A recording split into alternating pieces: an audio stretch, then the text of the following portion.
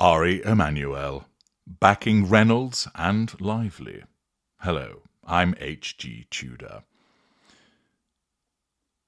Many of you will be familiar with who Ari Emanuel is, but in case you're not, here's a little bit of background which assists in understanding the context of this particular video. Ariel Zev Emanuel is an American businessman and the CEO of Endeavor, an entertainment and media agency, as well as CEO and executive chairman of TKO Group Holdings, which owns the UFC and WWE. He was a founding partner of the Endeavor Talent Agency and was instrumental in shaping its June 2009 merger with the William Morris Agency. He's been described as a mogul and power player in Hollywood.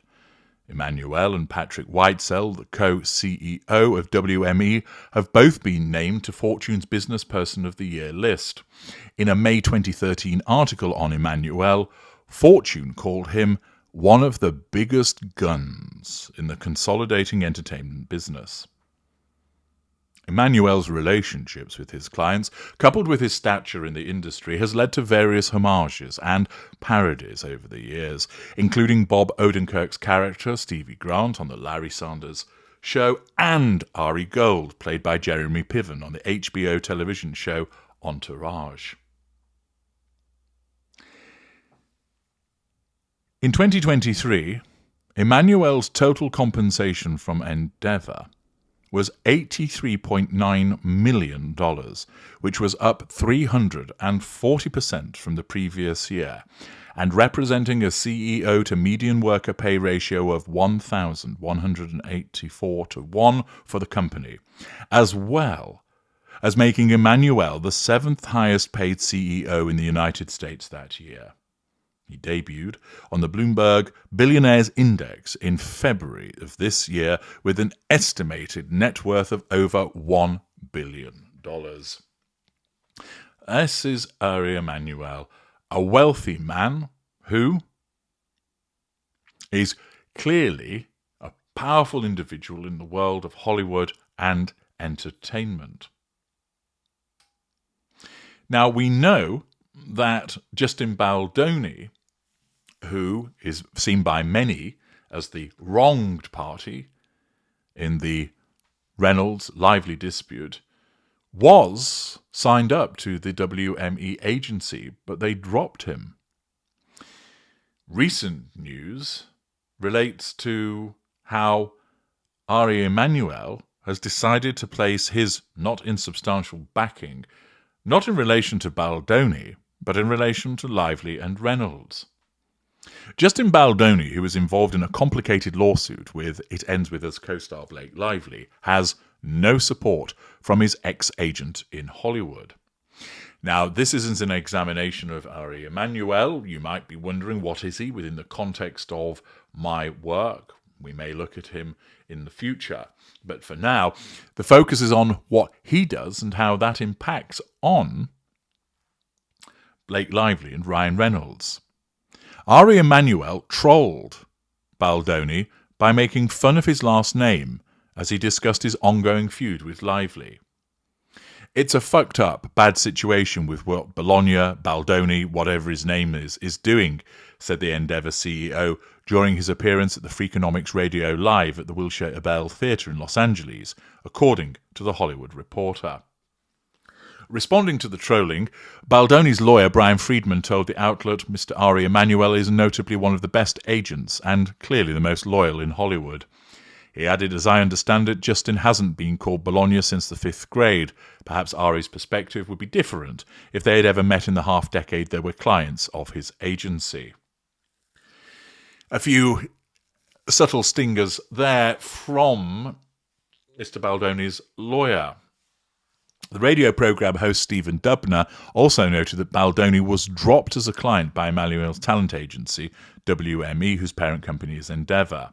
The CEO confirmed that he had fired Baldoni and made it clear that his alliances lie with Lively and Reynolds, stating that they are incredible people. People work with them. They've never had any bad mojo out there or treated people badly. They are charitable. We help them with their foundation. They've given tons of money away," he added. So they've got Ari Emanuel in their corner.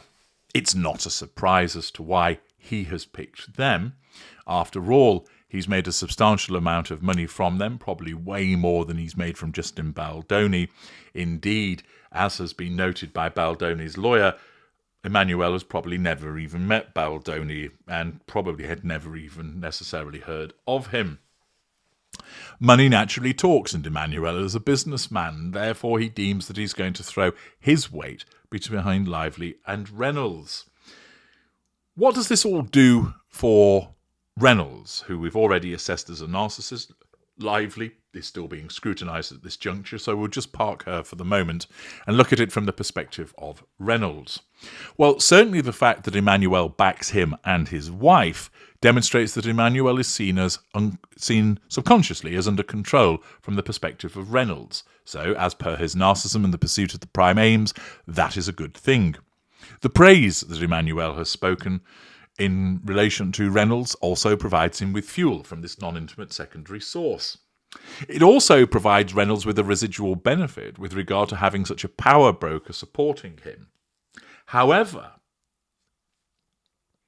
the fact that Emmanuel has spoken out in the way that he did, and in a rather childish manner, to use name-calling by referring to Baldoni as Bologna, something which is seen as schoolyard behaviour picked up by Baldoni's lawyer, and the fact that he's thrown himself behind Lively and Reynolds, may actually work against Reynolds and in Baldoni's favour. It's certainly the case that in the court of public opinion, the public are behind Baldoni, and it's the public that are the ones that go to see films. They are the eyes and the dollars that the stars and their agents chase. Whilst the public are not the ones that commission films, green light them, that orchestrate television series and the various appointments associated with all of that, if you don't have an audience, you're not going to make any money. And the fact of Emmanuel suggesting they've never had any bad mojo out there or treated people badly, well, that doesn't simply seem credible, does it? In light of not only the things that I've unearthed from my Tudorscope examination of Reynolds and also the ongoing disclosures that have occurred in relation to Lively, all of which have appeared in the media and have been regurgitated as of late because of the It Ends With Us spat, but also the behaviours of Reynolds and Lively vis-a-vis the It Ends With Us production and the lawsuit, rather show that they do have bad mojo, rather do show that they've treated people badly. And they might be charitable and they might have given tons of money away, but that doesn't escape the point that there is repeated evidence of poor behaviour by both Reynolds and Lively. And to try and paint them as wonderful people who are brilliant and haven't any bad mojo just doesn't sit with the facts. And therefore, for all of Emmanuel's power, his childish ridiculing of Baldoni, coupled with this assertion, means that whilst it provides Reynolds with the subconscious sensation of control and fuel, it actually goes against him because Baldoni is already seen as the underdog, and that just reinforces those credentials. The fact that people are suggesting that Reynolds and Lively have done no ill when actually it's clear that they have, and their agent is saying as such, will just cause more people to support Baldoni. So whilst in the short term this might appear like a good thing for Reynolds, it actually is going to work against him. And the fact that a powerful agent has come out backing them, whilst gives them that sense of control and provides Reynolds with fuel, it ultimately may prove to work against them because of the actual evidence and the views that have been formed publicly. I'm H.G. Tudor. Thank you for listening.